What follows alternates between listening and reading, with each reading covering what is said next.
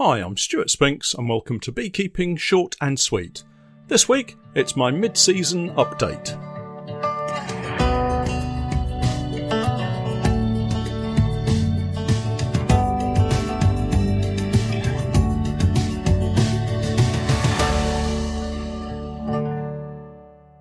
Beekeeping Short and Sweet, a beekeeping podcast for the inquisitive beekeeper with a short attention span. A beekeeper, in fact, just like me. Welcome once again to my weekly podcast, and my thanks to those of you listening via the Patreon page. I really appreciate your support. If you're not familiar with Patreon, it's a support page where you can help me create more content by signing up to one of my reward tiers, and in return, you gain access to additional content and support from me.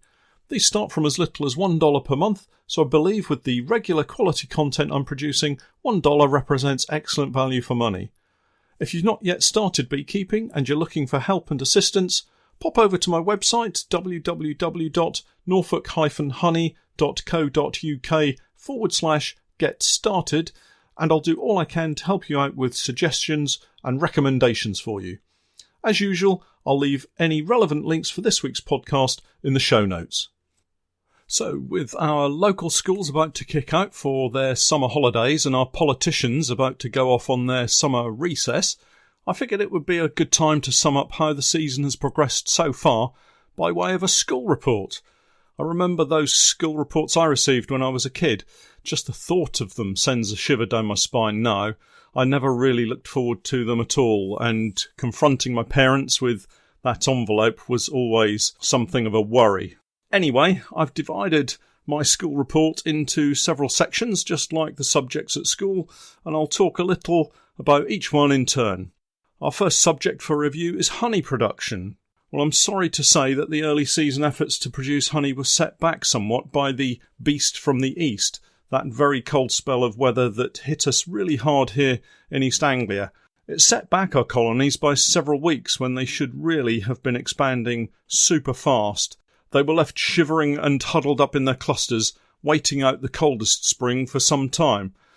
The effect of this was to leave us with smaller colony sizes at the time our main foraging crop in the spring, oilseed rape, was in full flower, and we were unable to take full advantage of it until the very end of the flowering period, when the bees finally got out and produced a small surplus to stash away in the supers. Production was down some way on our previous year, leaving me a little worried about how the rest of the season would pan out, as honey production for me, although on a small scale, is still an important part of what I do. I think if we're giving a grade for each topic, I'll have to start with a poor D. I really must try harder next year. Moving on to the next topic, let's talk increase and queen rearing. As the remnants of the beast from the east faded away, we again had a late start with our queen rearing. Checking my records, we appear to be around 4 weeks later this year than the previous year. However, once we got started, things moved along at a fairly good pace. I was able to split a few colonies to help replace winter losses and build up colonies to the point that they were ready to produce a small summer crop for me, which is yet to be taken. I organised a queen rearing course in late May, which was well attended, and that was the catalyst for my own queen rearing programme. We tried grafting, the Nico method, queen cell cutouts, the cell punch method, courtesy of BBware, who supplied the cell punch frame, and the regular artificial swarm method, which is possibly the easiest process of the lot. We've had mixed results as usual. Grafting produced the highest percentage number of takes, with the Nico method close behind. A regular supply of newly mated queens has helped us with our programme of increase, and now sees us fast approaching 100 colonies. There were, again, many learning outcomes within the whole queen rearing programme. Grafting is actually easier than it looks. It's all about practice, and that applies to most things, marking queens as well, if that is something that you want to do. I mark all of my queens. It helps me spot supersedure or other new queens in the colony, for instance. I've had mixed results with introducing queens this season so far. A couple of times I've missed supersedure queens in colonies, which I assumed were already queenless, and as a result my newly produced queens have been killed by the dominant queen that was already in the colony. I'd like to think it's a mistake I won't make again, but I can't promise that. I'm sure I'll get it wrong many more times. It's just the nature of me and my beekeeping, I think. The method of increase I used mostly this spring and into the summer was the 2 nukes from one parent colony. You may have seen the video that I produced demonstrating the process. It's available on my YouTube channel, and I'll leave a link to it in the show notes. It's a method that works really well for me, and if you're producing queens as well, there's no need to wait for queen cells to be created, either by the main colony or the nukes themselves. You just do the split and introduce a new queen a couple of days after you've split the colony. This has worked superbly well for me this year, and I've filled many nuke boxes with this very simple process. The nukes grow really quickly, and most have now been transferred into full-size hives. They continue to develop, and I'm sure they'll be just fine to go through the winter this year. Possibly the single biggest success this year was the removal of the swarm from the bird box.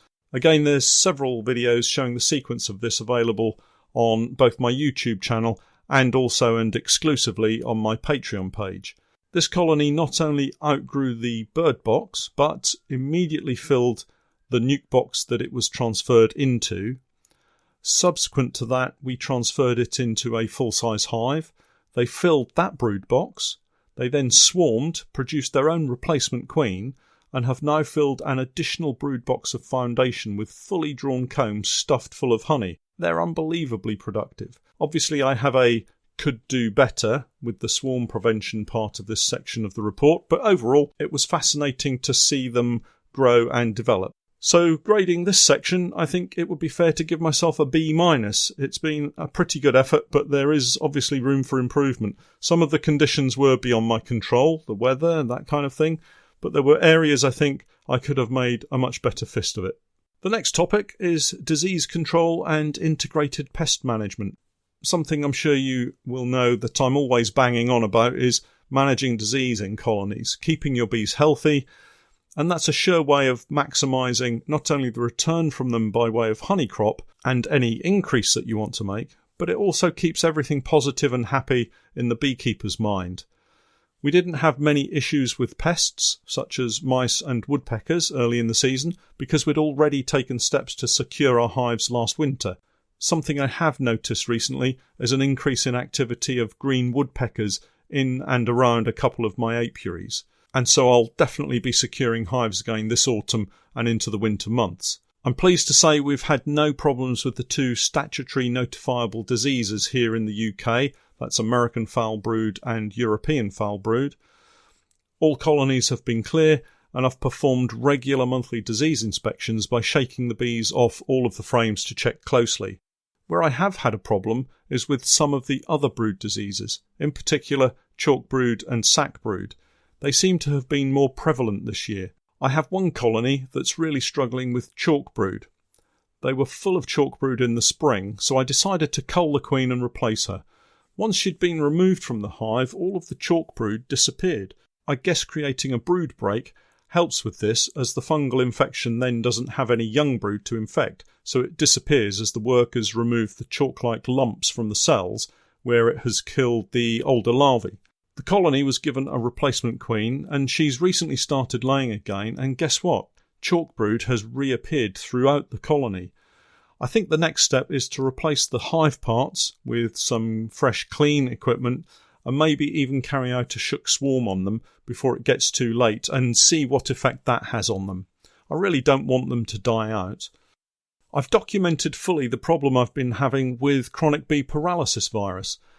Just the one colony, but it has really taken hold, and I'm now contributing to the research project being led by Professor Giles Budge at Newcastle University here in the UK. I sent them some samples this week, so hopefully it will help them gain a better understanding of the virus and offer up some practical help to us beekeepers. Another issue that I have is that wax moth seems to persist in some of my colonies. I keep cutting out the wax moth larvae from the capped brood when I see them, but it still seems to be getting in somehow. Maybe it's the weather conditions this year, but they do seem to be on the increase, particularly this year. I'll just have to keep looking out for them and keep up the fight with them.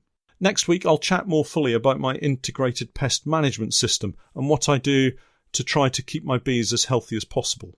Overall, it's been a pretty good effort, so I'm going to give myself a B+. There's always room for improvement with pests and diseases, of course. Equipment, planning and maintenance, that's the next section. I guess it could be seen as a bit of a boring topic really, but absolutely essential for a positive season. I've been very lucky this year as I've had some great help and support from Pete. He's a beginner beekeeper who's swapped his time to help me clean and scrape and wax and generally repair kit in exchange for a couple of hives full of bees. We got so much equipment cleaned and ready that I pretty much had everything to hand that I've needed, just at the time that I needed it. I don't think I've ever been in this position before. Something I did fail miserably with was a couple of brood boxes full of old wax comb left at my National Beehives apiary. You might recall from some of our videos that we moved all of the colonies away from this apiary so that we could help with repair and renovation of the area, with new bases for the hive stands and some fresh wood chip to walk and kneel on. This was all courtesy of the landowner. But the problem was I left 2 brood boxes behind and completely forgot about them. And I've just realised why I have an ongoing wax moth problem. I keep breeding them, it seems. The 2 boxes were absolutely full of wax moth. Fortunately, there were no other hives at this site, so the wax moth couldn't get into any other colonies. Nicely isolated, and now the chickens have enjoyed a hearty meal of wax moth larvae, but it does leave me with more equipment to clean. I guess I'll have to have a chat with Pete again. I've had a couple of questions about the types of hives I use recently. I suspect that, like most beekeepers, initially I acquired some second-hand kit when I first got started, and that in the UK generally tends to be the National Beehive. It's the most popular around the UK, I suspect. Then I bought into the commercial beehive. It's the same footprint as a National Beehive but has a larger brood box area, allowing for more room for stores, which means I can overwinter more easily on a single brood box. Last year we were fortunate enough to get some sponsorship from Maysmore Apiaries, who supplied us with some commercial poly hives to try out, and they've been a real success for us. And this year we've been trying out some honeypaw Langstroth poly hives from Happy Valley Honey, and I'm really liking using them so far.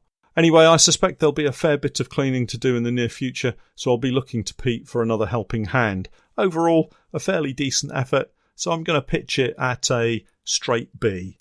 Although not a beekeeping topic in itself, I thought I might add a section for videos and podcasts. It's been another busy season so far. The video production has been fairly consistent, 3 videos a week generally, with 2 each week going exclusively to my Patreon supporters on my Patreon page.